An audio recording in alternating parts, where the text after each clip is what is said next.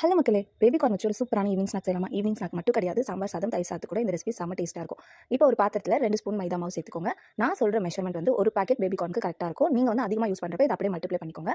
2 spoon மைதா மாவு, 2 spoon cornflour மாவு சேர்த்துக்கலாம். சேர்த்துட்டு நம்மளோட பேபி கார்னை குட்டி குட்டியாக வந்து கட் பண்ணிக்கோங்க. கட் பண்ணிட்டு அந்த மாவில் வந்து சேர்த்துக்கலாம். சேர்த்ததுக்கப்புறமா இந்த ரெசிபிக்கு தேவையான உப்பு வந்து சேர்த்துக்கோங்க.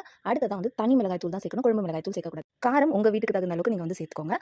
அடுத்ததான் இஞ்சி பூண்டு பேஸ்ட் ஒரு ஸ்பூன் வந்து சேர்த்துக்க போகிறோம். சேர்த்துட்டு எல்லாத்தையுமே வந்து மிக்ஸ் பண்ணிக்கோங்க. தண்ணி வந்து ஆட் பண்ணாதீங்க. இந்த இஞ்சி பூண்டு பேஸ்ட்டோட ஈரத்திலேயே ஃபஸ்ட்டு நம்மளுடைய மாவு எல்லாத்தையுமே பிசைஞ்சுக்கோங்க. பிசைஞ்சிட்டு உங்களுக்கு வந்து அதில் மாவு வந்து சரியாக வந்து உங்களுக்கு ஒட்டலை அப்படின்னா மட்டும் கொஞ்சம் கொஞ்சமாக தண்ணி தெளிச்சுக்கோங்க. இல்லைனா ஒரு ஸ்பூன் 2 ஸ்பூனாக வந்து விட்டு நீங்கள் இந்த மாவு பிசைஞ்சுக்கலாம். வீடியோவில் காட்டுற அளவுக்கு மாவு அதில் கோட்டா இருந்தால் போதும். ஜாஸ்தியாக மாவு இருக்கணும்ன்ற அவசியம் கிடையாது. கொஞ்சமாக எண்ணெய் விட்டு எண்ணெய் நல்லா காஞ்சதுக்கப்புறமா நம்மளோட பேபி கார்னை ஃப்ரை பண்ணி எடுத்துக்க போகிறோம். ஒரு 2லேருந்து 3 நிமிஷம் நீங்கள் வந்து ஃப்ரை பண்ணிங்கனாலே உங்கள் பேபி கார்ன் இந்த மாதிரி கோல்டன் ப்ரௌன் ஆக ஆரம்பிக்கும். அந்த ஸ்டேஜில் நீங்கள் வந்து ஸ்டவ்லேருந்து இறக்கிடுங்க. இப்போ இதை இப்படியும் சாப்பிடலாம், இல்லைனா அடுத்ததாக செய்ய போகிற மசாலா கோட் பண்ணியுமே வந்து சாப்பிடலாம். 2 மெத்தட்லையுமே வந்து ட்ரை பண்ணி பார்த்துட்டு எப்படி இருந்துச்சுன்னு கமெண்ட்ல சொல்லுங்கள். அதே வானல்ல ஒரு 2 ஸ்பூன் எண்ணெய் விட்டுக்கலாம். பொடியாக நறுக்கின வெங்காயம் சேர்த்துக்கோங்க. கூடவே இந்த வெங்காயத்துக்கு தேவையான உப்பு